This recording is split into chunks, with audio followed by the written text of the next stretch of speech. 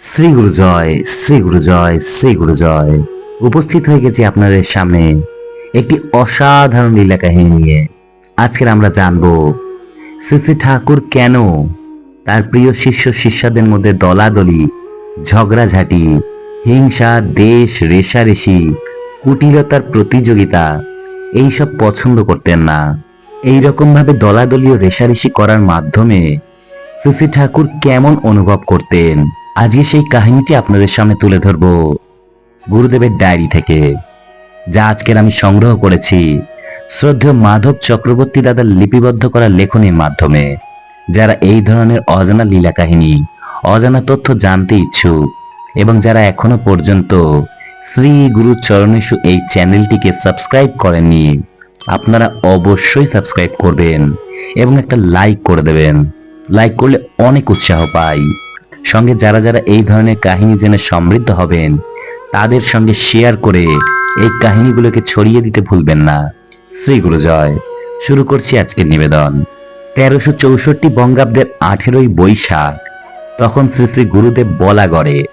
তিনি ডায়েরিতে লিখলেন, এখানে দলাদলির কথা শুনিয়া প্রাণে আঘাত পেলাম।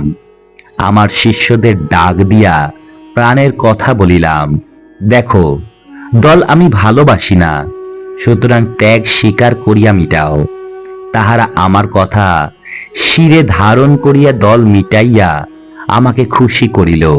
শ্রী শ্রী গুরুদেব এই যে তার প্রাণের কথাটি খুলে বললেন, এবার দেখা যাক তার প্রাণসম শিষ্যদের প্রাণের বীণায় সেটি কেমন সুরে বাজল, স্থায়ী সুফলই বা কতটা হলো।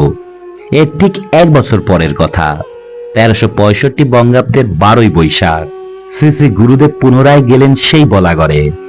এই একটা বছরে কি পরিবর্তনই না ঘটে গেছে। শ্রী শ্রী ঠাকুরের নির্দেশ মতো সেখানকার শিষ্যগণ সব একতাবদ্ধ হয়েছে। ভালোবাসা এবং পরস্পর প্রীতির সম্পর্ক গড়ে উঠেছে। এবার এসে শ্রী শ্রী গুরুদেব অত্যন্ত খুশি হলেন। তিনি ডায়েরিতে লিখলেন, বলাগড়ের শিষ্যগণ গরিব হইলেও তাহারা সকলেই একতাবদ্ধ আছে, দেখে আমার প্রাণে খুব খুশি পেলাম। তাহারা প্রত্যেক মাসের প্রথম এবং মাসের শেষ রবিবারে এই প্রেমরঞ্জন দাসের ঠাকুর ঘরে বসে ধর্মসভা করিয়া থাকে। তাহলে দেখা যাচ্ছে ওই একই অঞ্চলে পুনরায় গিয়ে শ্রী শ্রী গুরুদেব অত্যন্ত প্রীত হয়েছেন দুটি কারণে।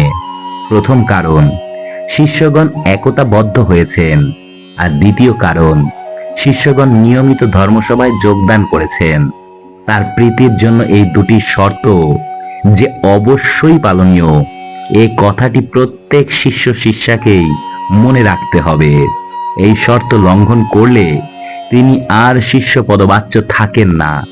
1364 বঙ্গাব্দের 6ই শ্রাবণ শ্রী শ্রী গুরুদেব গেলেন বর্ধমানে।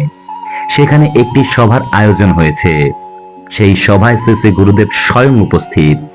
শিষ্যদের পরস্পর কথা কাটাকাটি দেখে তিনি প্রাণে বড়ই ব্যথা পেলেন।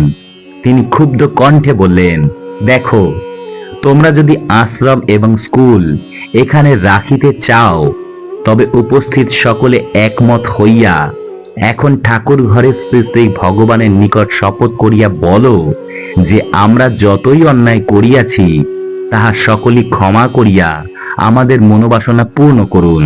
শিষ্যদের একতা এবং প্রীতি বজায় রাখার জন্য তিনি মিষ্টি বাক্যে উপদেশেই শুধু নয়, প্রয়োজনে কঠোর নির্দেশও দিতেন। শুধু বিবাদী নয়, একের বিরুদ্ধে অপরের কাছে নিন্দা করাও তিনি পছন্দ করতেন না। অধিকাংশ মানুষেরই এই কু অভ্যাস থাকে। তিনি তার নিজের প্রাণসম সন্তানদের এই কু অভ্যাস থেকে মুক্ত রাখতে চাইতেন, বিশেষ করে তার অন্তরঙ্গ অনুগামী শিষ্যদের।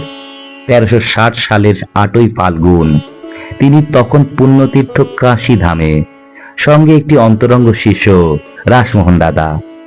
তাকে তিনি বললেন, বাবা তুমি তো সৌভাগ্যক্রমে এই সকল পুণ্যতীর্থ করিলে, প্রাণ ভরিয়া আমার সেবা করিলে, এখন সরল প্রাণে এক বাক্যে আমার প্রীতিজনক একটা কিছু দান করিয়া আমাকে সন্তুষ্ট করো। তুমি একটি বাক্য আমাকে দান করো। তুমি আর কোনোদিন পর নিন্দা করিবা না। শুধু প্রকাশ্য দলাদলি, ঝগড়াঝাটি, পর নিন্দাই নয়, মনের মধ্যে কোনরূপ কুটিল বুদ্ধি পোষণ করাও তিনি কখনোই পছন্দ করতেন না। 1363 বঙ্গাব্দের 4 চৈত্র তিনি একটি সভায় ভাষণ প্রসঙ্গে বললেন, কূটনীতি বর্জন করিলেই অচিরে শান্তি আসিবে। কুটিল বুদ্ধি এবং ভেতরে ভেতরে রেষারেষি সম্পর্কে একটি ঘটনা উল্লেখ করছি।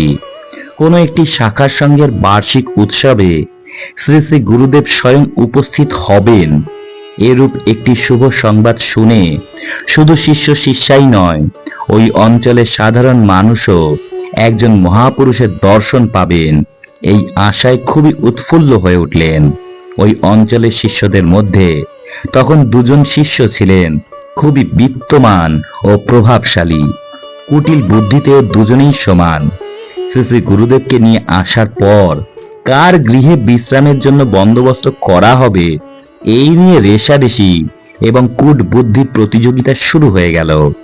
দুজনেরই সমর্থক আছে।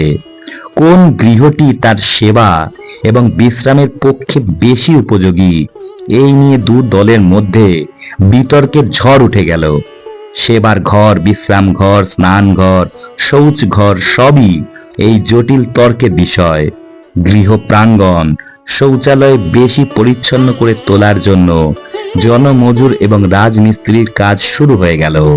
বিতর্ক একেবারে তুঙ্গে। দেখতে দেখতে দিনও এসে গেল। যথাসময়ে শ্রী শ্রী গুরুদেবকে নিয়ে আসার জন্য লোক পাঠানো হলো। সেই লোক আবার ফিরে এলো। শ্রী শ্রী গুরুদেব অসুস্থ হয়ে পড়েছেন, আসতে পারেননি। এই হলো রেষারেষির ফল।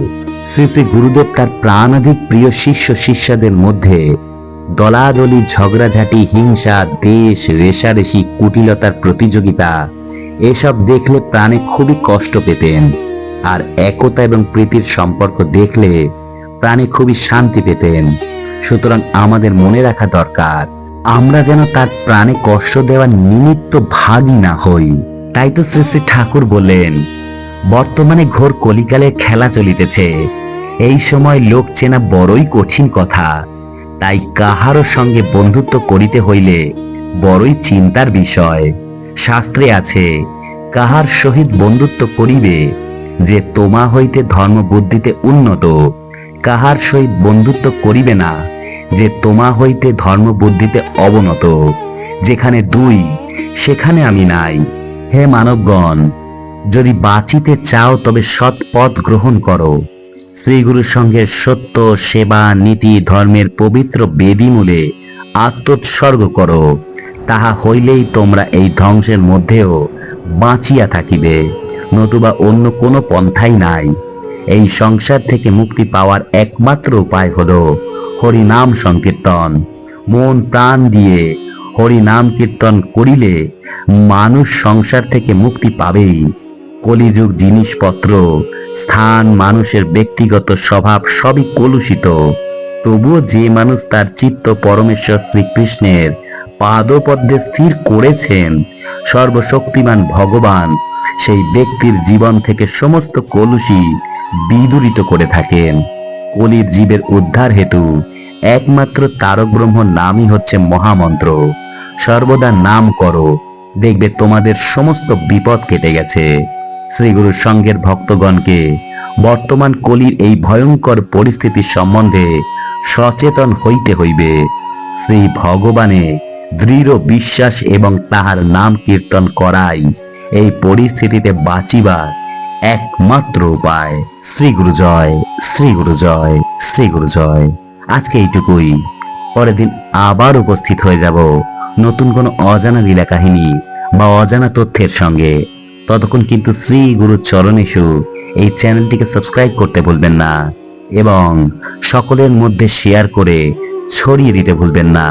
ততক্ষণ সকলে অনেক ভালো থাকবেন, সুস্থ থাকবেন। দেখা হচ্ছে পরের দিন। শ্রী গুরু জয়। নমস্কার সবাইকে।